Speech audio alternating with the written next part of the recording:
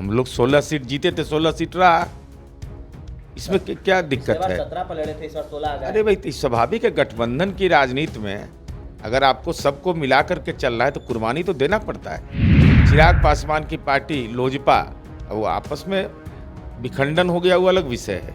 उनकी पार्टी जो थी 5 सीट उनको मिला, 6 पर उनका था पहले, 1 सीट उपेंद्र जी की पार्टी को मिला है। सब लोग चुनाव लड़ेंगे, विधान परिषद जाएंगे, राज्यसभा जाएंगे, सदन में नेता होंगे, चाहे वो विरोधी दल हो, मौका मिलेगा तो सत्ता में प्रधान रहेंगे।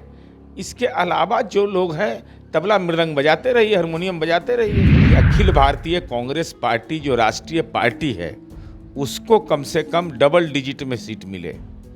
और ये माले या सीपीआई, राजद से पुराना पार्टी है ना, अरे 1925 में सीपीआई की स्थापना हुआ, तो इतनी पुरानी पार्टी और गरीबों की लड़ाई लड़ने वाला, ईमानदारी से लड़ाई लड़ने वाला, हम राजनीतिक विरोधी होने के बावजूद कहते हैं, उसको तो सीट सम्मान का मिलना चाहिए ना। 1 2 क्या है? नमस्कार, आप देख रहे हैं न्यूज़ फॉर नेशन में आपके साथ अभिजीत सिंह। लगातार कहा जा रहा था कि एनडीए में पेच फंसा हुआ है, इसलिए सीट बंटवारा नहीं किया जा रहा है, लेकिन आज एनडीए के द्वारा सीट बंटवारा कर दिया गया है बिहार में और ऐलान भी कर दिया गया। इसी बात करने के लिए हमारे साथ है जदयू के मुख्य प्रवक्ता है नीरज कुमार। तो कैसे देख रहे हैं, एनडीए में सीट बंटवारा का पूरा फॉर्मूला तय हो गया, बंटवारा भी कर दिया गया? चुनाव की आधिकारिक घोषणा हुई, सीटों के बंटवारा राष्ट्रीय जनतांत्रिक गठबंधन के घटक दलों के बीच संयुक्त संवाददाता सम्मेलन आयोजित हुआ, सीटों की संख्या का ऐलान हो गया। अब उम्मीदवारों का भी ऐलान हो जाएगा और लक्ष्य भी तय किया गया है कि 40 में 40 सीट जीतने का लक्ष्य तय किया गया है। तो स्वाभाविक रूप से सारी औपचारिकताएं, केवल एक कि उम्मीदवार की घोषणा, वो भी ससमय कर दिया जाएगा। लेकिन आप लोग लगातार कर रहे थे, सिटिंग सीट की बात कर रहे थे कि जितने सिटिंग सीट पर लड़े थे, लेकिन आप लोग तो एक सीट पर समझौता कर लिए। अरे भाई, तो हम लोग 16 सीट जीते थे, 16 सीट रहा, इसमें क्या दिक्कत है? 17 पर लड़े थे, इस बार 16 आ गए। अरे भाई, तो स्वाभाविक है, गठबंधन की राजनीति में अगर आपको सबको मिला करके चलना है तो कुर्बानी तो देना पड़ता है, तो कुर्बानी दिया भाई, इसमें कौन सी परेशानी है? 16 तो हमारा जीता हुआ सीट है, तो 16 पर हम लड़ेंगे। 17 भारतीय जनता पार्टी जीती थी, 17 वो लड़ेगी। चिराग पासवान की पार्टी लोजपा, वो आपस में विखंडन हो गया, वो अलग विषय है। उनकी पार्टी जो थी 5 सीट उनको मिला, 6 पर उनका था पहले, 1 सीट उपेंद्र जी की पार्टी को मिला है।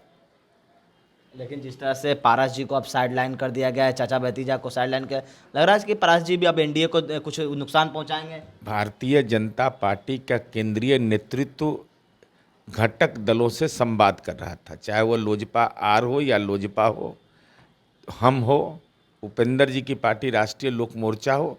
अब उन्होंने मूल्यांकन किया होगा, मूल्यांकन के आधार पर ही समझौता किया ना, इसलिए वह कोई विषय नहीं है।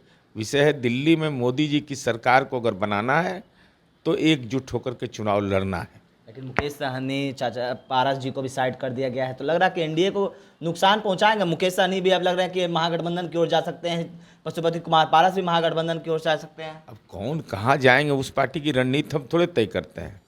एनडीए का रणनीति जो है वो मैंने बता दिया।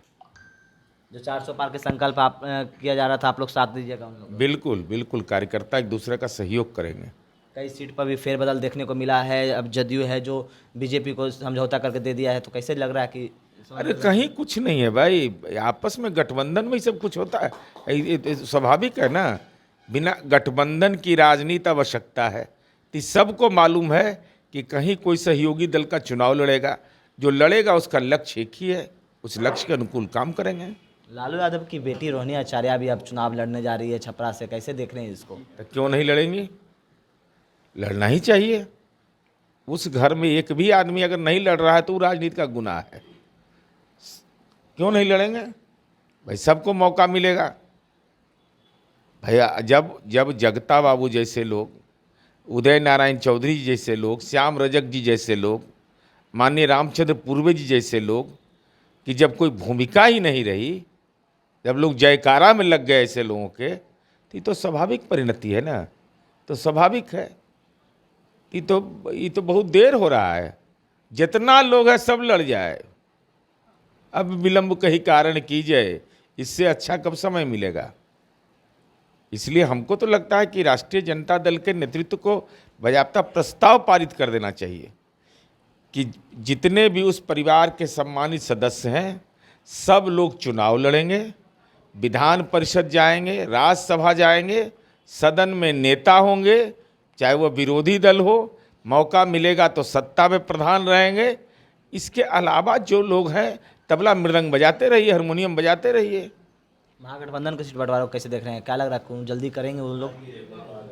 महागठबंधन के सीट शेयरिंग का मामला उनका अंदरूनी मामला है, लेकिन हमारी उम्मीद केवल दो ही है कि अखिल भारतीय कांग्रेस पार्टी जो राष्ट्रीय पार्टी है उसको कम से कम डबल डिजिट में सीट मिले।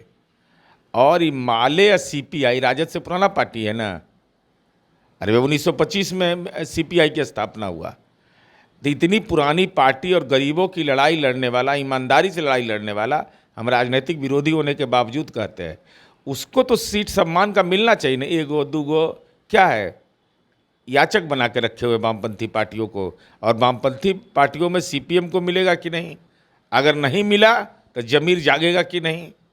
इसलिए हमारी उम्मीद है कि राष्ट्रीय जनता दल का जो महागठबंधन है वह वामपंथी दलों का सम्मान करेगा और कांग्रेस को कम से कम इतना सम्मान जरूर देगा कि कम से कम डबल डिजिट में, दोहरा अंक में सीट दे। ऐसा नहीं कि 7, 8, 9, 6 जो सुनते हैं तो वो भाई हम लोग को खराब लगता है कि आज़ादी की लड़ाई में जिस पार्टी की भूमिका रही हो उस पार्टी को ऐसे नकार दे, जिस पार्टी का नेता हम समझते हैं कि 90 के दशक के बाद इतना पदयात्रा कोई नहीं किया है, तो उतना बड़ा पदयात्री की पार्टी को उतना सीट अगर आप नहीं दीजिएगा तो ये तो गुनाह होगा। पिछले बार भी तो 9 दी गई थी, लग रहा है इस बार भी संभावना है कि 8-10 कांग्रेस को दिया जाएगा। देखिए क्या होता है, तो उनके भाग्य में क्या लिखा हुआ है वो जाने।